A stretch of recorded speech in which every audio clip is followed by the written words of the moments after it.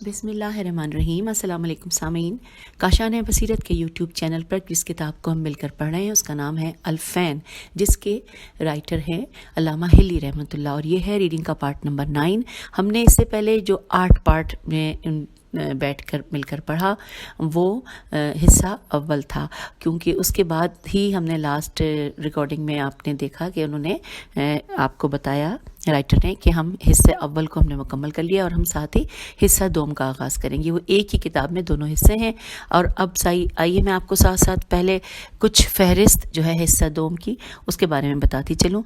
इसमें लिखा है, सबसे पहले है ऐलान ज़रूरी, फिर नाजरीन को मालूम हो, फिर लिखा है अब बाब दूसरा दलाइल इस्मत इमाम और खलीफा नबी के वजूद मासूम पर दहरियों का शुबा, और उसके बाद उसका जवाब, फिर दूसरा शुबा, फिर उसका जवाब, फिर मासूम की ज़रूरत, फिर ज़िंदीक़ का सवाल, फिर जवाब इमाम, फिर आगाज़ मुद्दा वाज़े हो, फिर है किस्म अव्वल, फिर पहला सैकड़ा। अच्छा, इसमें जब लिखा है पहला सैकड़ा तो इसमें पहली दलील, दूसरी दलील, इस तरह से सैकड़ा करके इन्होंने सारा लिखा हुआ है।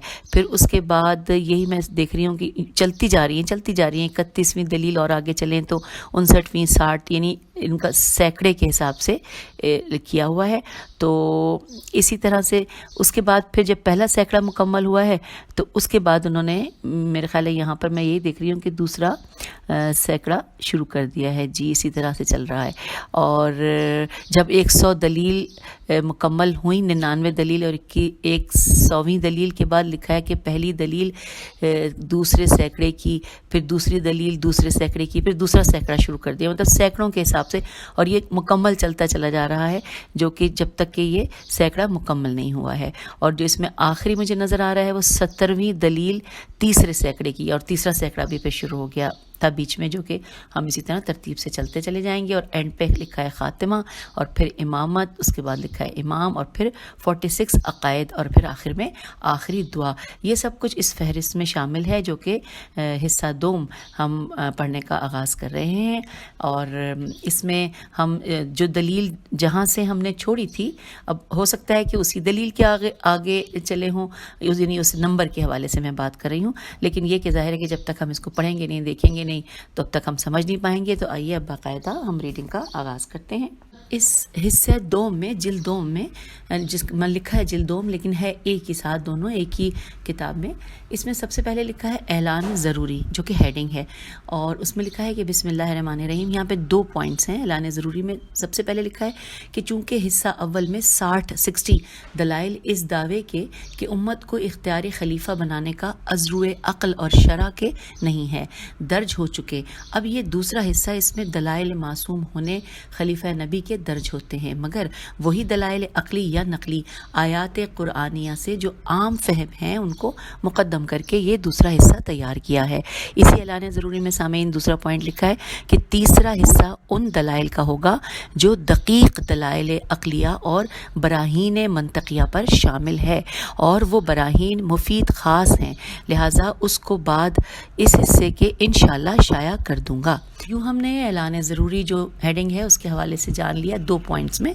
आइए अब आगे चलते हैं, और अगले सफ़े पे लिखा है आगाज़ में बिस्मिल्लाहिर्रहमानिर्रहीम। आइए बाकायदा रीडिंग का यहाँ से आगाज़ करते हैं कि बिस्मिल्लाहिर्रहमानिर्रहीम। अब इन्होंने आयत लिखी है और उसका हम एक तर्जुमा साथ साथ पढ़ेंगे। 3 लाइनों पर मुहित आयत है, लेकिन उस आयत के हवाले से यहाँ पर कुछ ना सूरत और का नाम है और ना आयत का नंबर है, लेकिन चलिए देखते हैं। लिखा है बाद हम्द व सलावत के गुलाम हसनैन कंस्तूरी काफ नून सीन तेवाव रे छुटिए कहता है कि पहला हिस्सा तर्जुमा अल-फ़ैन का तो अल्हम्दुलिल्लाह ख़त्म हो गया, जिसमें 60 दलाइल उसके हैं कि आदमी इजमा करके खलीफा नबी नहीं बना सकता। अब दूसरा हिस्सा है जिसमें असबात इस्मत इमाम और खलीफा नबी का है, और इस दावे पर जनाब अल्लामा हिली ने 1035 दलाइल लिखे हैं। उन दलाइल की 4 किस्में हैं। आइए वो किस्में पढ़ते हैं। नंबर 1 दलीली अक़ली आम फ़हम, नंबर 2 दलील अक़ली यानी आयात कुरानिया आम फ़हम, نمبر 3 دلیل عقلی محض یا نقلی محض مگر دقیق اور خاص لوگوں کے سمجھنے کے قابل، اور چوتھا پوائنٹ ہے کہ مرکب دلیل عقلی اور نقلی سے اور خاص فہم۔ یہ چاروں پوائنٹ ہم نے جان لیے۔ اس کے آگے لکھا ہے کہ پھر ان دلائل میں مکررات میم کاف رے الف تے بھی زیادہ ہیں۔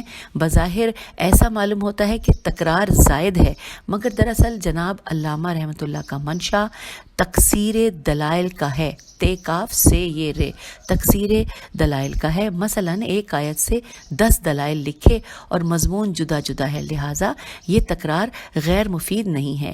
پھر چونکہ اس بات کا سمجھنا کہ تکرار زائد نہیں ہے عام ناظرین کا کام نہیں ہے، اور اکثر مقامات میں جناب علامہ نے اس مصلحت کی تشریح بھی نہیں کی، لہٰذا مجھے ضرورت اس کے دائی ہوئی دال الف عین چھوٹی ہے، مجھے ضرورت اس کی دائی ہوئی دال الف عین چھوٹی ہوئی کہ بقدر اپنی فہم کے مقررات کو میں فوائد تکرار کے بعد لکھ دوں، میم عین میں فوائد تکرار کے بعد لکھ دوں جہاں تک میری عقل ناقص کی رسائی ہے۔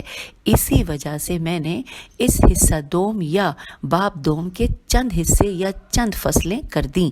پہلے حصے میں دلیل عقلی اور نقلی عام فہم خصوصاً اور وہ دلائل جو آیات قرآنیہ کی ہیں اور کسی دقیق مسئلے کے سمجھنے پر ان کا سمجھنا موقوف نہیں ہے، ہاں اس کی تقریر میں بعض مقام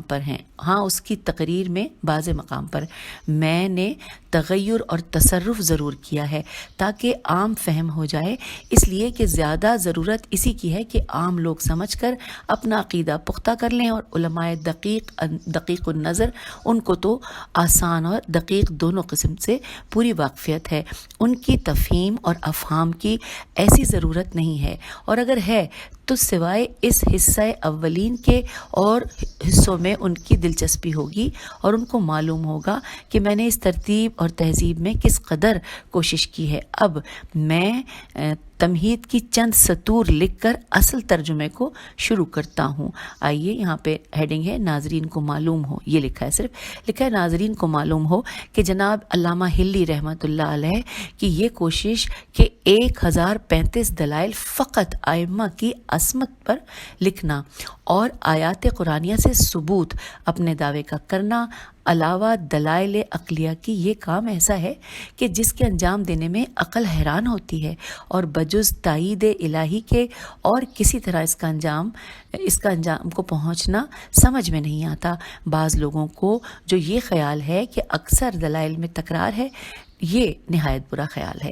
ان کو یہ حدیث ائمہ علیہم السلام کی یاد رکھنی چاہیے۔ فرمایا ہے کہ قرآن کے 3 حصے ہماری ہی شان میں ہیں، یا یہ فرمانا کہ یا ایھا الذین آمنو جہاں وارد ہے، مراد ان سے ہم ائمہ ہیں۔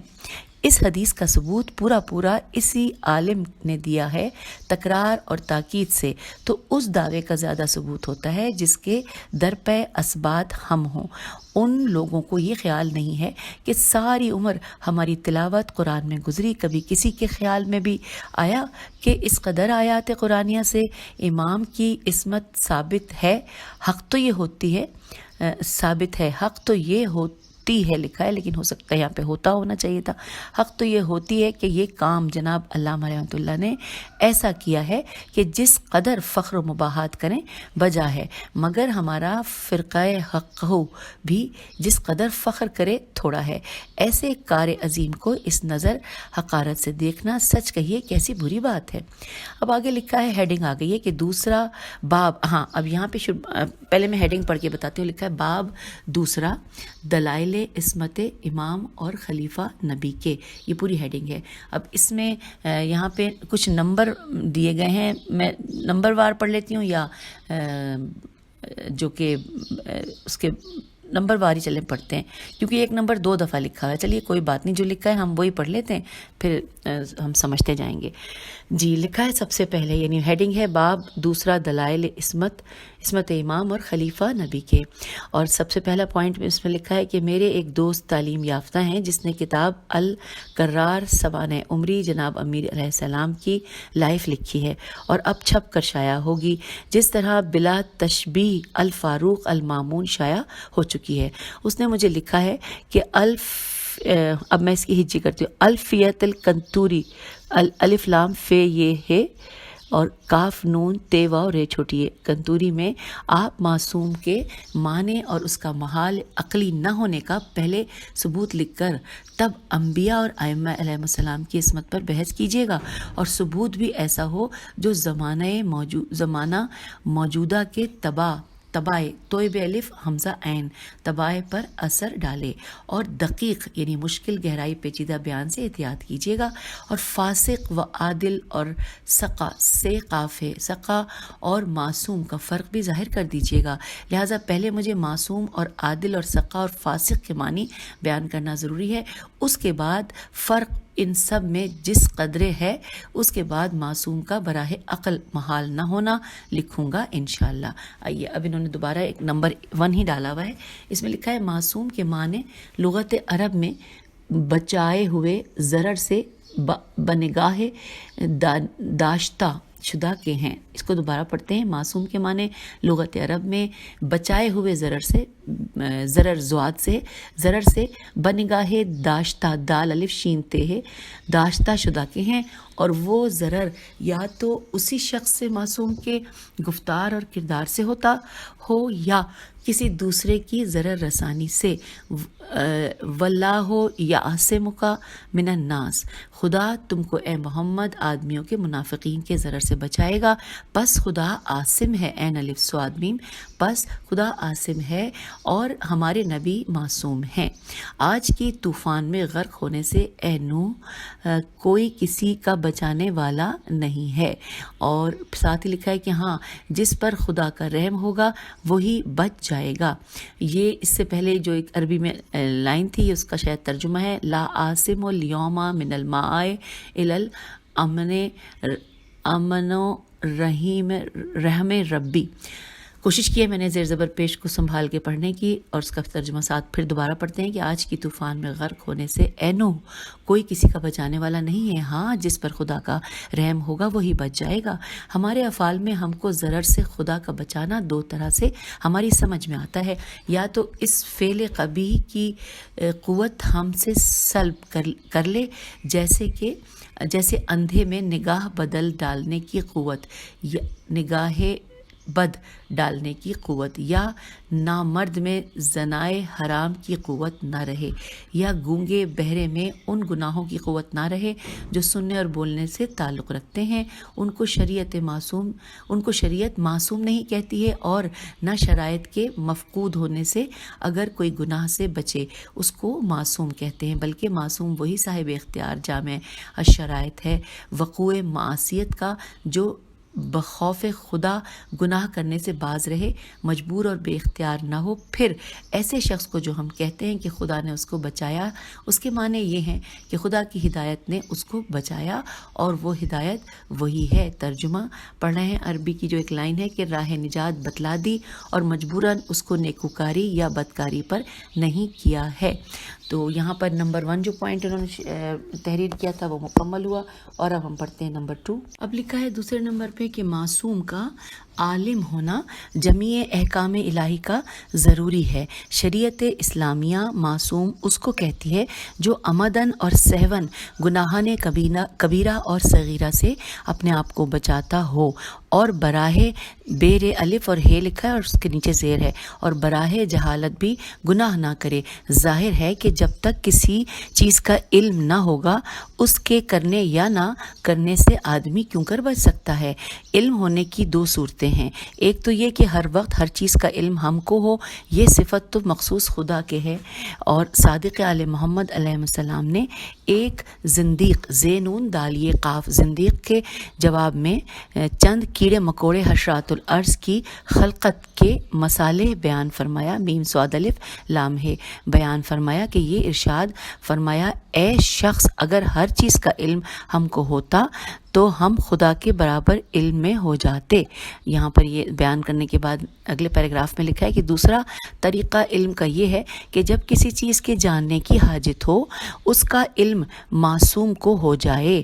یہ فقرہ اب ساتھ ہی اس میں عربی میں لکھا ہے کہ الائمۃ اذا شاء و انا یعلم عالم. یہ فقرہ جزائے شرط دو طرح سے بڑھا گیا ہے.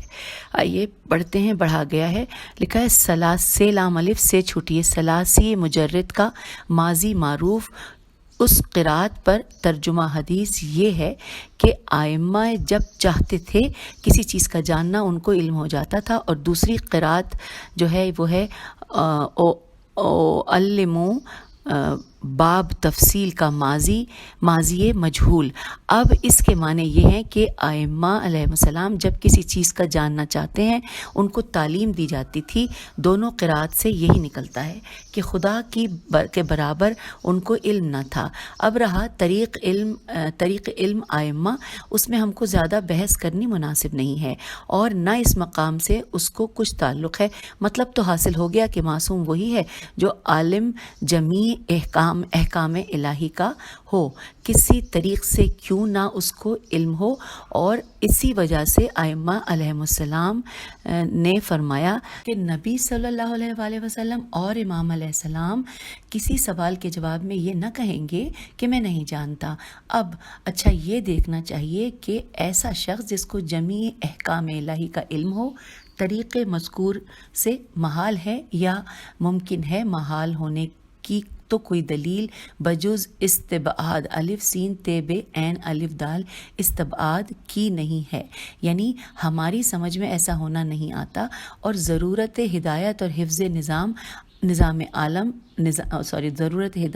نظام عالم ایسے شخص کے وجود کو واجب کرتی ہے.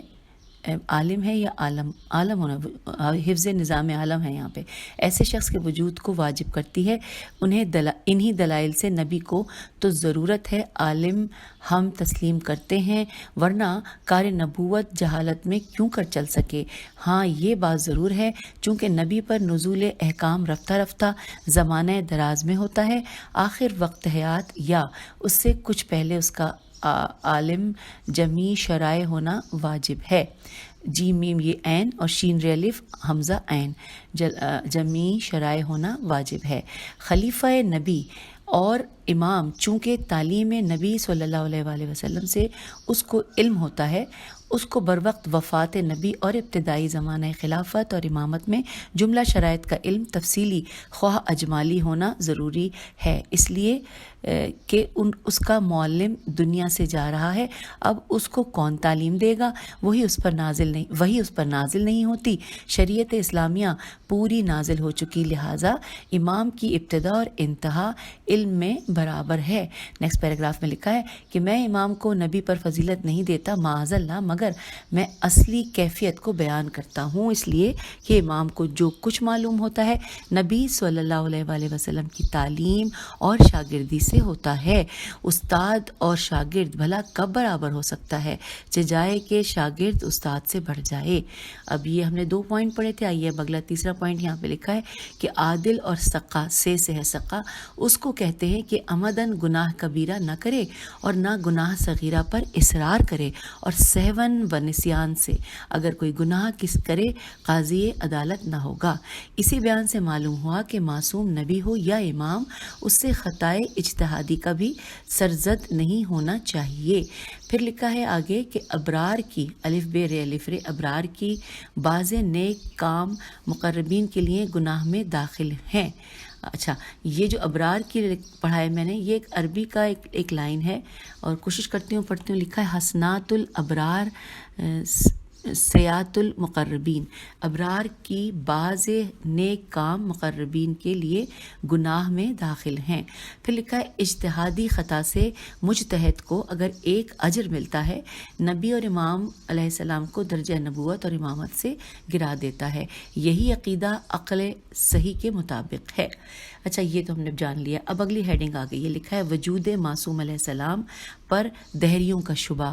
اس حوالے سے یہاں پر اس ہیڈنگ کے نیچے لکھا ہے کہ گناہ سے بچنا صغیرہ ہو یا کبیرہ جب ہی ممکن ہے کہ ہر ایک کو گناہ کا علم ہو، اور نبی یا امام علیہ السلام کو جملہ اقسام گناہ کا رفتہ رفتہ برسوں میں علم ہوتا ہے۔ پھر جن گناہوں کا علم ابھی نبی صلی اللہ علیہ وآلہ وسلم کو یا امام کو نہیں ہوا ہے، اس سے بچنے کی کیا صورت ہو سکتی ہے؟ اس گناہ کے کرنے میں نبی اور امام علیہ السلام اور تمام خلائق برابر ہے۔ اب یا تو یہ اقرار کرو کہ نبی صلی اللہ علیہ وآلہ وسلم کو ابتدائے نبوت سے علم جمیع گناہوں کا ہوتا ہے، اس کا تو کوئی قائل نہیں، اور جب رفتہ رفتہ ہوتا ہے تو زمانہ جہالت میں نبی یا امام علیہ السلام گناہ سے کیوں کر بچ سکتا ہے؟ اب ساتھ ہی لکھا ہے اس کا جواب، لکھا ہے کہ علم کی دو قسمیں ہیں، اجمالی اور تفصیلی۔ اجمالی علم نبی کو ہونا اس کی یہ صورت ہے کہ یہ لوگ ابتدائے خلقت سے برگزیدہ خدا ہوتے ہیں، ان کی عقل بھی ہماری معمولی عقل سے جدا ہوتی ہے، اور یہی مراد خدا کی اس آیت سے ہے، اور جس کا ترجمہ ہے کہ خدا ہی جانتا ہے کہ کس گھر میں عہدہ رسالت اور نبوت قائم کرے گا۔ اس کے بعد آگے چلتے ہیں، لکھا ہے کہ ہر ایک نبی کی سوانح عمری اور اسی طرح خلیفہ نبی اور امام کی سوانح عمری سے ہم کو اطلاع ملتی ہے کہ نبی یا امام کا برتاؤ ابتدائے عمر سے کیسا تھا۔ اس کے بعد یہاں پر فارسی میں لکھا ہے، سال کیا نکوست از بہارش پیداست۔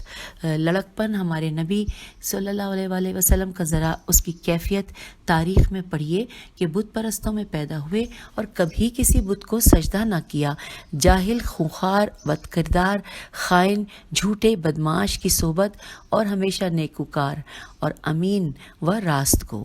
پھر لکھا ہے یہ سب امور اسی وجہ سے تھے کہ نبی اور امام کی خلقت ہی جدا ہوتی ہے۔ حضرت عیسیٰ علیہ السلام کو لیجئے، گہوارے میں نبی ہو گئے تھے۔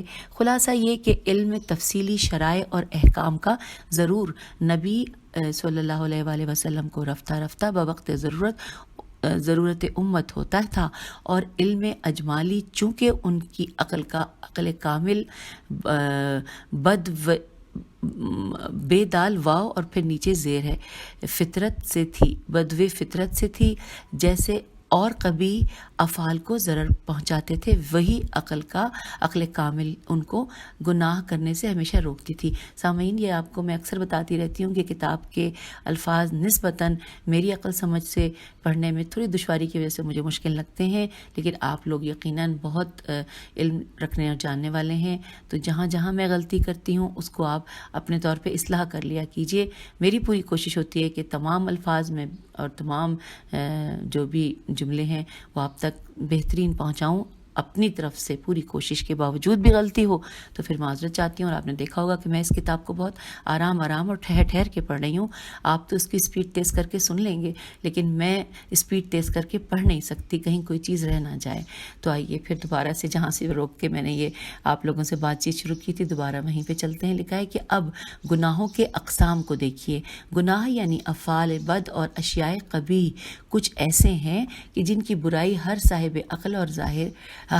عقل پر ظاہر ہے، پابند شریعت کا ہو یا نہ ہو، اور یہ قسم ایسی ہے کہ تبدیل شریعت انبیاء علیہ السلام یا تبدل زمانہ یا اختلاف شہر اور ملک کو اس میں دخل نہیں، بلکہ ہر طرح سے اس کی برائی ظاہر ہے۔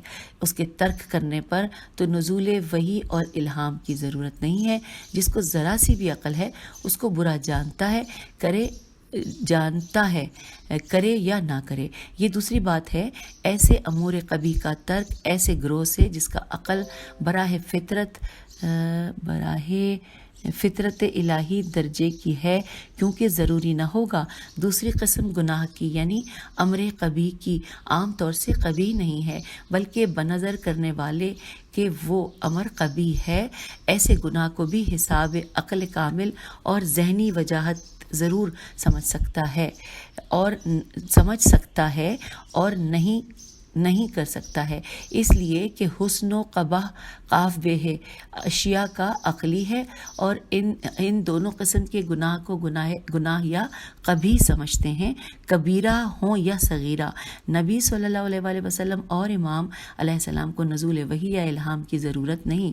تیسری قسم کا گناہ وہی ہے جو شریعت خاص میں بنظر مصالح وقت یا مصالح ملک کے ناجائز ہوئے ہوں اور ان کی برائی اصلی نہیں ہے بلکہ اضافی ہے، اور یہ گناہ جب ہی گناہ تسلیم کی جاتی دوبارہ پڑھتے ہیں، اور یہ گناہ جب ہی گناہ تسلیم کی جاتی ہے جب خدا بذریعہ وحی کے نبی کو ان کے کرنے سے روکے، خواہ عام امت کو اور قبل صدور حکم امتناعی الف میم تے الف نون عین چھوٹی ہے، وہ امور گناہ میں داخل نہیں ہے۔ ایسے گناہوں سے بچنے سے قبل از آنکے و بسبب حکم خدا کے گناہ قرار پائیں، نبی کو یا امام کو ضرورت نہیں ہے، اس لیے کہ ان کا گناہ ہونا بعد نزول حکم کے ہے۔ اب تینوں قسم کے گناہ سے معصوم کا بچنا برائے عقل ممکن ثابت ہو گیا اور شبہ دہری باطل ہو گیا۔ یہاں تک تو ہم نے محض عقلی اصول سے جواب دیا ہے، اور جواب بھی کسی ایسے امر کی تسلیم کرنے پر موقوف نہیں ہے، بلکہ عموماً ہر ایک صاحب عقل اس کو تسلیم کر سکتا ہے، اور دہری اور زندیق کو پہلے ایسا ہی جواب دینا چاہیے۔ ہاں، اس کا اثبات ہم کو ضروری ہے کہ نبی اور امام علیہ السلام کی عقل کامل جملہ افراد انسانی سے ہوتی ہے، اس کو ہم عقل اور نقل دونوں طرح سے بخوبی ثابت کر سکتے ہیں۔ عقلی دلیل تو یہ بھی ہے کہ تمام دنیا میں لاکھوں کروڑوں آدمیوں میں سے ایک فرد واحد یا چند افراد کو عہدہ نبوت عطا کرنا ایسے حکیم مطلق اور علام الغیوب کا، جو اپنی مخلوقات کے سامنے جزیات پر رحمت کی نظر رکھتا ہے، بدون اس کے کہ وہ شخص خاص کل کی افسری کے لائق ہو، اور کبھی کوئی امر خلاف رفع خلائق اس سے سرزد نہ ہو، کبھی نہیں ہو سکتا ہے۔ چھوٹی چھوٹی ریاست میں ہمارا قاعدہ ہے، اس کو رئیس منتخب کرتے ہیں، جس کو ہر طرح سے قابل بجاوری امور ریاست یا سمجھ لیتے ہیں کہ گو ہماری تجویز میں براہ بشریت کبھی خطا بھی ہو جائے، پھر خدائے دانا علام الغیوب اتنا بڑا عہدہ نبوت بدون اس کے کہ نبی کی عقل سب اشخاص امت سے زائد نہ ہو کیوں کر اس کو نبی مقرر کر سکتا ہے۔ رہی نقلی دلیل، سو دہریہ اور منکرین نبوت اسے کب تسلیم کریں گے، ورنہ ایسے واقعات ہم نقل کر سکتے ہیں جن سے پورا ثبوت ہمارے دعوے کا ہوتا ہے۔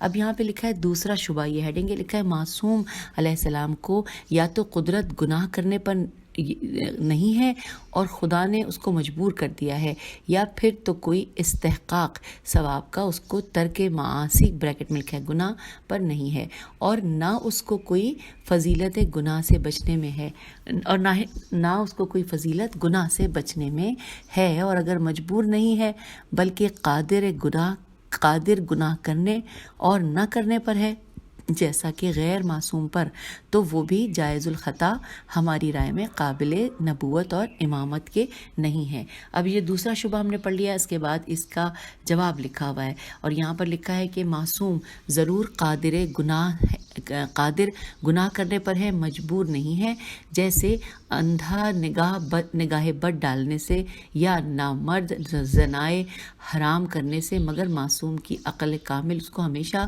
امور قبیح کرنے سے روکتی ہے، اور یہی فضیلت ہے منطقی تقریر سے۔ ہم اس جواب کو دقیق کرنا پسند نہیں کرتے۔ اچھا سامعین، اب یہاں پر ہم اپنی گفتگو کو روک دیتے ہیں، گفتگو سے مراد یعنی ریڈنگ کو روک دیتے ہیں، غلطی سے لفظ گفتگو نکل گیا، انسان ہوں غلطی کر دیتی ہوں۔ اچھا، اب یہاں پر ہم آپ سے اجازت چاہیں گے، اس کے بعد جو نیکسٹ ہم ریڈنگ کا آغاز کریں گے اگلے پارٹ میں، وہاں پہ ہم شروع کریں گے کہ معصوم کی ضرورت، یہ ہیڈنگ ہے، اور اس کے بعد زندیق کا سوال، پھر آغاز مدعا، پھر یہ ساری چیزیں ہم ساتھ ساتھ پڑھیں گے۔ تو آئیے تب تک کے لیے اجازت دیجیے، آپ سے اجازت چاہتی ہوں، خدا حافظ، فی امان اللہ۔